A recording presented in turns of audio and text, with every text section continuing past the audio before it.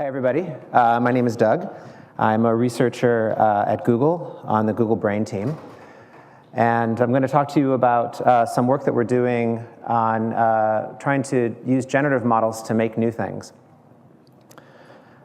And the context for this connects, I think, very nicely with Anima's talk, which I thought was really fantastic. And I kind of want to put in context the amazing work that Amazon's doing at MXNet, and I think the Facebook folks with PyTorch and some of the work that's happening in TensorFlow at Google. And that's to rewind back to the year 2000. Some of you maybe weren't even out of elementary school. I was a postdoc in Switzerland with a guy named Jürgen Schmidhuber. And I was working on this crazy model that no one had heard of called LSTM, long short-term memory. And I was actually trying to get it to compose music. And so if you think of yourself in 2000, that's 17 long years ago, the way that we worked was by hacking lots of C++ code. And so Felix Gers, who was the person that invented the forget gate in LSTM, he had his implementation in C++, and I had to have my implementation in C++. And then this other crazy guy, this young grad student named Alex Graves, came along, and he had to have his version in C++ because he didn't want to use mine and he didn't want to use Felix's.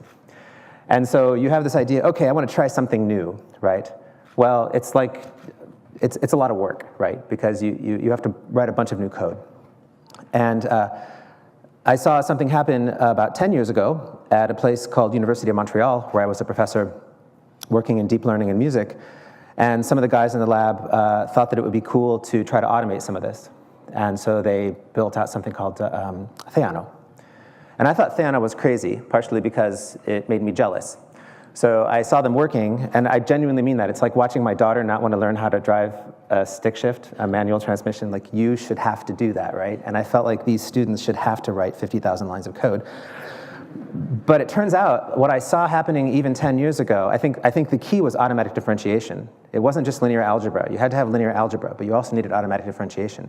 Is that now it's almost like jazz improv. That was the term that came to mind for me, thinking about music at the time. It's like, they could just like decide to change out that convnet for an RNN, or they could decide to change the architecture to be able to build these huge graphs that Anime was talking about.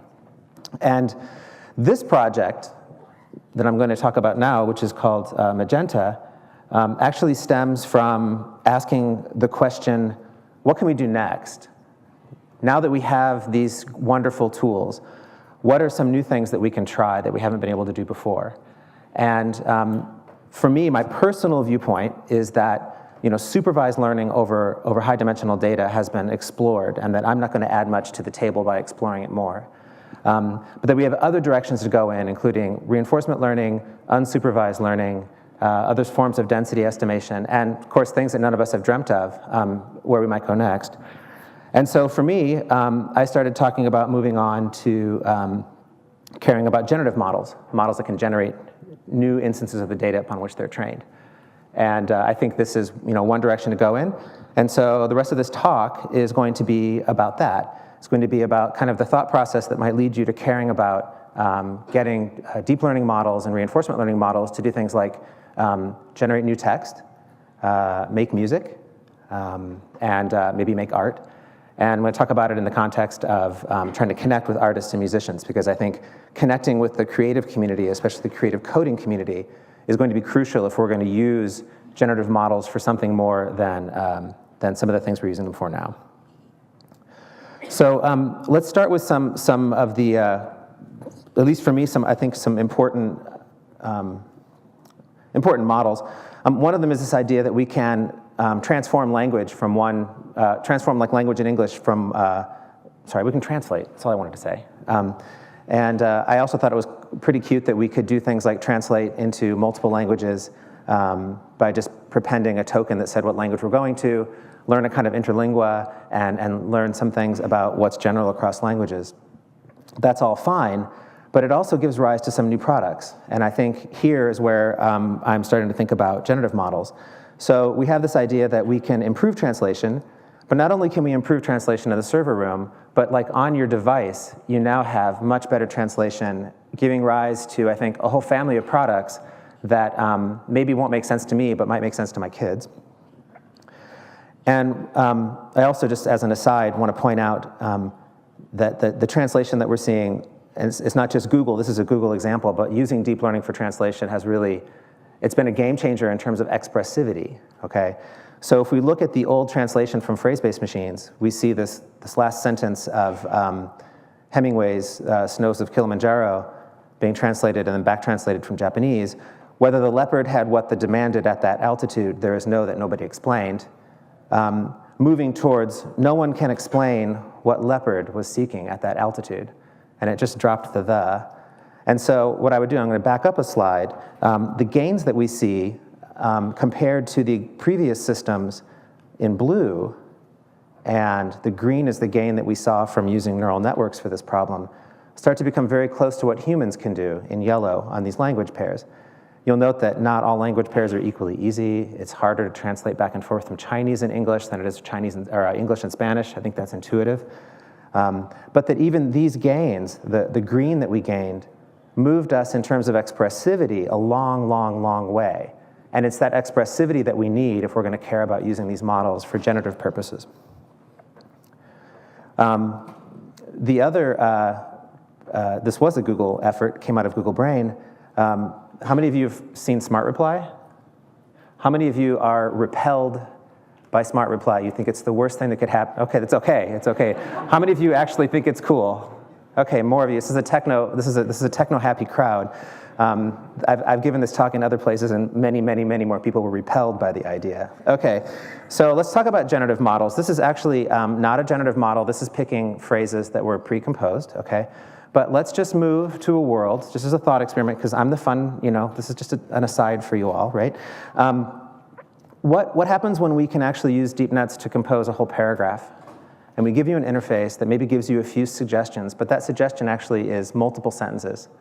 And then we train and we get better. And by we, I don't mean Google, I mean we as a research community. I have no idea where this is going to come from. Okay, now, I'm already thinking of some of the side effects. One of them is email.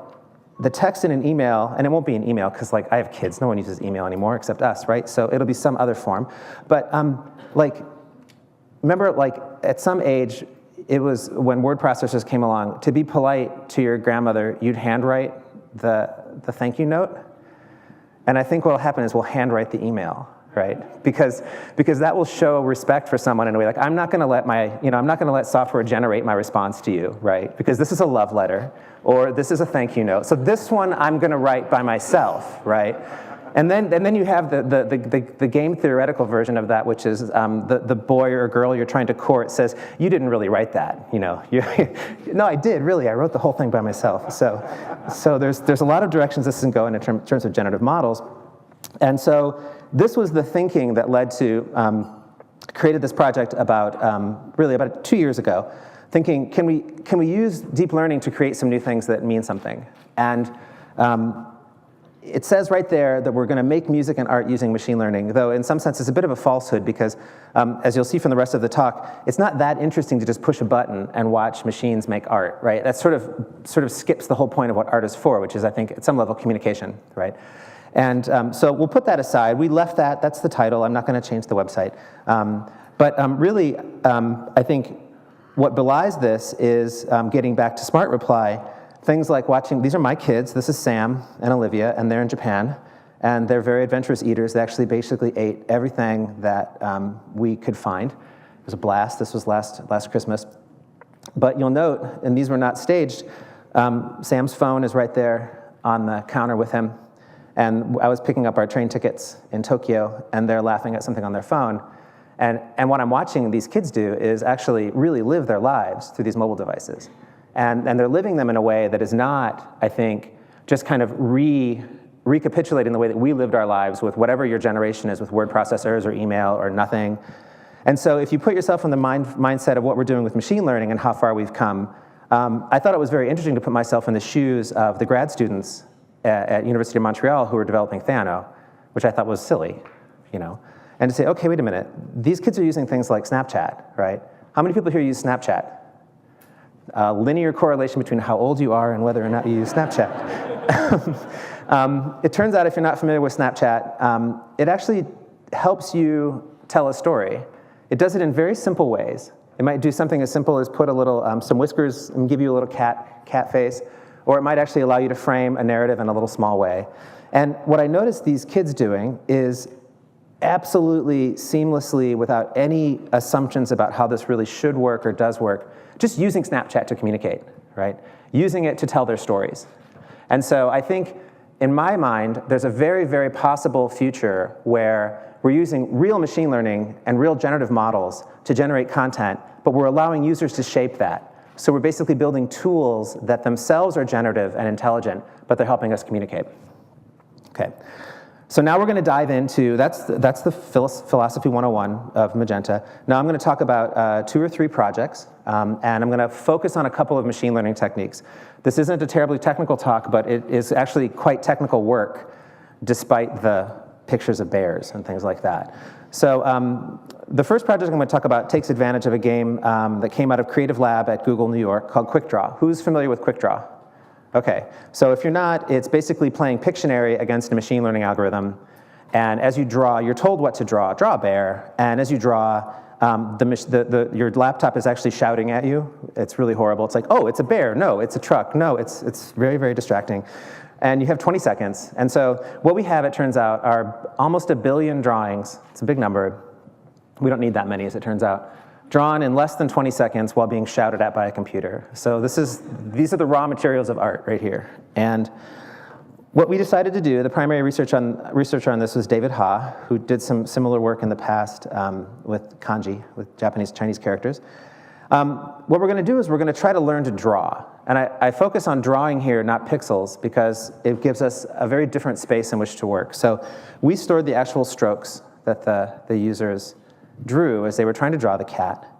And what we're going to do is we're going to try to encode that information into some sort of autoregressive model or autoencoder, and then we're going to decode it, and we're going to get back a cat. That's nice. And because we're smart machine learning researchers, this bottleneck is going to be added so that the Z or Z, where we're storing our information, the latent space, is actually constrained. Otherwise, it just memorizes cats, and we all know it's boring to memorize. And so we're going to talk about a couple of aspects of Z. So one of them is that it's compressed. And so how many of you noticed that the drawing on the left and the drawing on the right are different? Right? So this is real data. You give the trained model a cat with 5 whiskers, and it gives you back a cat with 6 whiskers. And that's already, in my mind, kind of interesting, right? Obviously, there's an easy explanation for that. There's some mode in the data that has faces of cats, and if you look at the strokes, which are actually just delta x, delta y, that's the way the data is represented, just delta x, delta y, where did the pen move? Was the pen picked up, and did the drawing stop? So it's a very simple data representation. Somehow there's a mode in this data where you tend to draw that 6th whisker, and so the model does that. It's a form of underfitting. But it's also, I think, kind of interesting. If we move forward and we start to sample from a model like this, what we see is that the model does a pretty good job of storing kind of what you would consider reasonable drawings. This is trained on the yoga class, okay? And these are unconditional samples from yoga. And we can turn up the temperature so that we can, we sort of flatten out the softmax probability density, so we're likely to sample from less probable spaces of the model, and hot yoga is more dangerous than cold yoga. It really is. They're kind of funny, right? You could do the ones on the top. We all could probably take a stretch break and do that, but we're not going to do the ones on the bottom. And one thing I can point out is these, this is one of the technical bits in the talk we'll come back to a second time. These drawings these are unconditionally sampled from the model, okay? And they all make sense, right? We can generate 1 million of these and grab one, and it will make sense. And one reason it makes sense is that the Z that we build is trained so that if you roll the dice, now the dice that we have, instead of having one die, let's say that we have like a 100-dimensional Z, right? We're going to roll 100 dice, right? One for each dimension in Z, okay, in the vector. And those dice are going to be Gaussian. They're not going to be uniform. They're going to be Gaussian, right? So what's going to happen is we're going to treat each of the dimensions of our embedding space as being spread out over a Gaussian, over a bell curve, okay? So that when we roll the dice, we get something meaningful, okay? So the way we're going to achieve that, some of you have probably already jumped ahead, and some of you don't know this field as well. We're going to actually not just train Z to reproduce cat drawings. We're going to also add an additional cost, which trains Z to try to act like a random number generator in Gaussian. It's kind of weird, because if you ask Z to be a random number generator, it doesn't get to store any information. I mean, you don't want to train completely on that. But yet, if you ask the model to just reproduce cat drawings, it might give you an embedding space where if you sample from it, certain areas of that sampled space don't make any sense, right? And so this is called the variational model, and it involves training on two costs, one of them being reconstruction, L2 cost on the drawing, and the other one is KL divergence against Gaussian noise. So you basically have this mixture of saying, I'm going to let you store information, but I'm going to make you store that information in such a way that I can generate from it. And there's a whole family of techniques that I group together as being making models able to generate in a way that makes sense. I'm not going to have time to touch on all of them, but if you want a laundry list, other things would involve having a counterfeit detector that forces the model to try to generate really realistic versions of what it's generating, called a generative adversarial network. You might use reinforcement learning to add some sort of structural cost that forces the network to do something that it wouldn't otherwise do. These are all ways to force the model to do something more interesting than just minimize sort of L2 distance, Euclidean distance over strokes or over pixels or over whatever. And that's what gives us this property of being able to sample from the model. Now, why do this in the first place? We're going to switch gears for a second. Because this model is living in the space of strokes, and because it's trained on a variational loss, it can kind of pick up where you left off. So what David is doing here is he's drawing a mosquito, and as he's drawing it, we have 9 versions. We're sampling from the model 9 times to complete that mosquito drawing. And remember, we also have this network predicting end of drawing. So if it will stop when it thinks it's ready. If you're curious, the encoders and decoders are both recurrent neural networks. The decoder also uses a mixture of Gaussians to predict the XY dimensions. This is kind of cool. The other thing I would point out is that because we're living in such a space, we're getting this kind of regularization, but that you can perhaps use this kind of regularization for artistic means, right? If you look at an artist or a person putting in rather normal things, like I think the first column looks like pretty straightforward drawings of cats, you're going to more or less get them back. But if you put in an 8-legged pig, you're going to get back a 4-legged pig. And I think my favorite, and I think this is suggestive, if you have a model just for pigs, and you give it a truck, right? It gives you a truck pig, right? And I like it that you're laughing. I think it's great that it's funny. Remember, these were just drawings that were trained in this game where you had 20 seconds, right? But even with that kind of data, if you take some care, you can build out these kind of really cool effects, right? And so I want you to think about what would happen if you had artists actually trying really hard. You know, you have an artist who's trying to put her thoughts into a model like this, right? Giving it 100 really cool drawings, and then starting to sample from the model and looking at the possible futures that could come from being able to expand. And the nice thing about that is if it's the artist's art, you know, the expansions are just another extension of that art. So it's not really the machine doing the hard work. Incidentally, it's not always interesting. If you give the cat class a toothbrush, it doesn't really give you back a cat or a toothbrush at the bottom there. And no 3-eyed cats, no chakra. Okay, and this is my last one. I love this. So this is the rain class. It turns out if you draw a cloud, people always drew rain after the clouds, so you can just kind of make it rain. And do this live is fun. Just as soon as you start the cloud drawing, it does that for you. Okay, oh, and you should change the shape of the drops. I usually do these live, but I wanted to make sure I save time for something else. Okay, so the closing thought on this art stuff is, yeah, we're just scratching the surface. You do kind of a variational model using kind of well-known encoders and decoders. There are some nice tricks to keep these models from overfitting. But mostly what I think it is just trying out new things in the space of generative models. I don't expect anybody to go home and play with, this is all in open source. I don't expect anybody to go home and play with SketchRNN and like put on your hat and your smock and your easel and be like, this is art. But I also want you to leave thinking, wait, this is actually a very interesting direction for us to go in. Now I'm going to switch to music and some similar work, and I hope you'll find evocative. The work that I was doing with Jürgen Schmidhuber back in the day was focused on trying to take autoregressive models, specifically LSTM, and to see if we could write music with LSTM by predicting the next note. And there was actually a very serious question behind this, which is, can LSTM, which is a very complicated dynamical system, in principle able to capture long-term structure, can it actually capture the kind of structure that we see in music, which is repeating and has strong temporal constraints? Okay, so it's actually quite an interesting time series to work with if what you're looking at are models that can learn long-term structure. And it turns out that everybody else's work except mine wasn't very good, but my work in 2000 was really, really good. 2002, read the paper, it's great. No, it was actually kind of boring, wandering blues. We've recently, on the Magenta team, this work is also up on our blog at g.co Magenta. I think we've moved towards much, much more interesting music using roughly this same approach. But we didn't really change machine learning. What we did was we thought more carefully about how to match data to process. And I think if you start caring about generative models, you have to care as much about where the data is coming from and what you want to do with the data as you care about the actual, did I use a ReLU, or how many layers did I put in my model? And so what we did, I'll back this up, we moved from caring about musical scores to caring about musical performances. And we were lucky enough to get a number of expert pianists playing in a piano competition.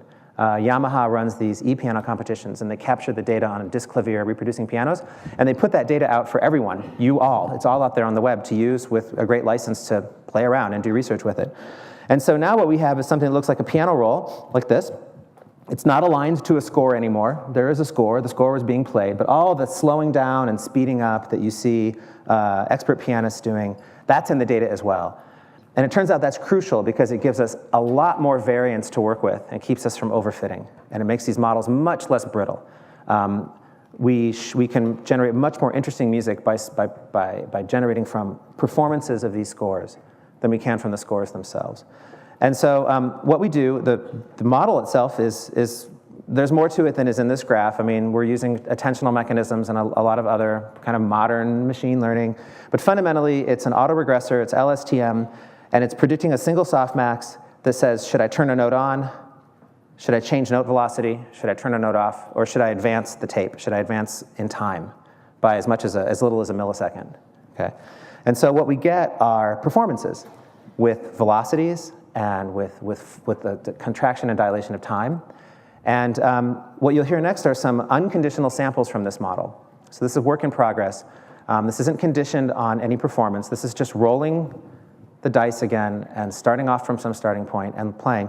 I hope you'll agree that they're rather evocative pieces of music.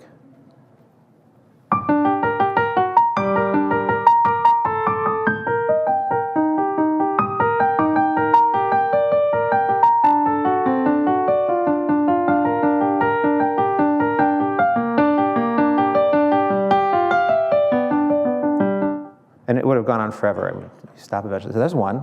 To give you an idea of the variance, let's hear a second one.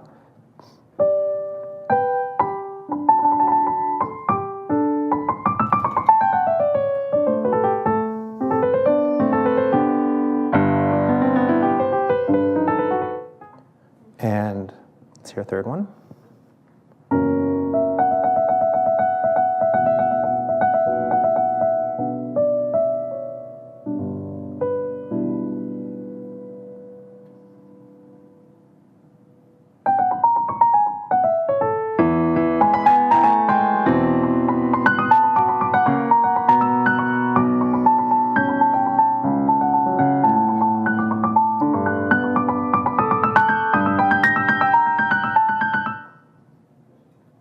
So I don't, okay, honest vote. Who's like, no?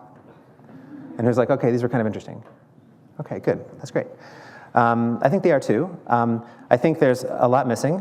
And let's be humble here. Let's just look from a bird's eye view. This is Chopin's Etude in E major up above. And these are a few of the neural network performances visualized the same way as a piano roll, where time rolls horizontally. And you can see There's a massive amount of structure happening in a piece of music composed by a music expert that we're not getting to. Like, we're not even close. But I feel like we're getting these evocative short-term bursts. This is up. There's a really kind of fun demo you can play with on our blog that actually in deeplearn.js, so on your browser, will run this model, and you can play with a few conditioning variables. And I think of it like wind chimes more than music, but it's kind of fun to play with. So what does this model do? Well, let's compare it to the sketch-RNN model with the cats. We don't have cats. We have music. And so here's the proposed encoder pair with the decoder and some variational embedding. It turns out this model is really just the LSTM network. So if you want to think about it in terms of autoencoders, it's really just taking in MIDI and pushing out MIDI and decoding it through an LSTM. So there's a lot of work to be done. Where we want to be is actually here. We really do want to have some encoder of music. The problem is music is variable length, and we can't hope to fit in our Z the entire piece of music. That doesn't make sense. So we need to think of ways to chunk this and move towards more hierarchical models. And we've got some preliminary work that I'm going to show you. This hasn't been published even on our blog yet. The basic idea is to have a Z, but that Z's job is only to store a measure of music, right? Only a little bit, a bar.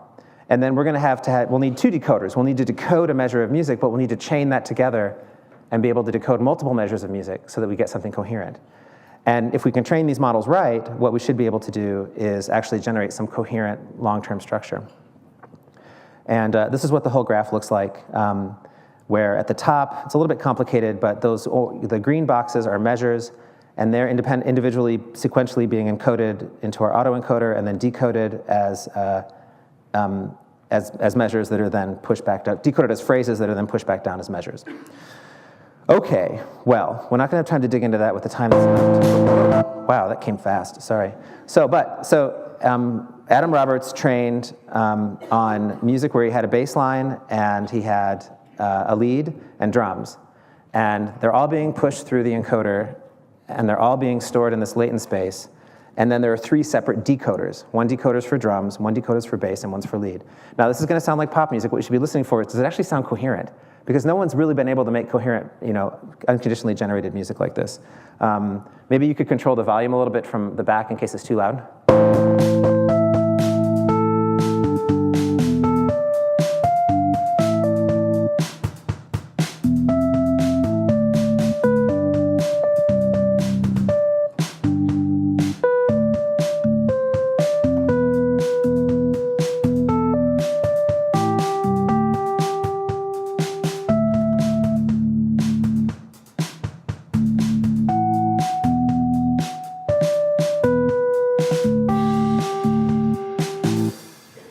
Bridge at the end. So I don't know, it's kind of interesting. We can come back to that. We're running out of time. So I also want to mention one other benefit of living in this embedding space. This is the last thing I'll have time for, is that just at the shape of a measure, in the same way that we can move around the embedding space for drawings, we can move around for simple measures of music. So what you're going to hear is a starting measure and an ending measure, and then we're going to move our way through linearly, spherically linearly, through try to get from one to the other. So that's thing A.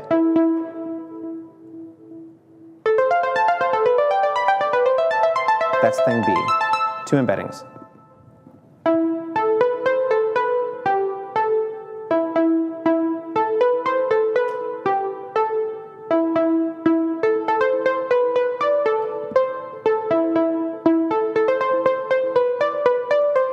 I always want to add a drum. I can do that if you want.